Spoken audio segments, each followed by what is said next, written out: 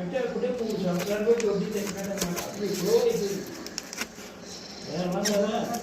ఇప్పుడు వచ్చి డబ్బు వచ్చి నా కట్టాలకు పోయింది అనుకుంటాను. ఈ కట్టాలకు వడ్డీ రూపాయలు ఇస్తుంది.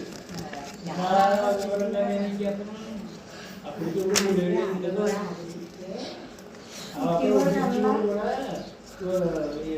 అసలు ఖర్చు అయితే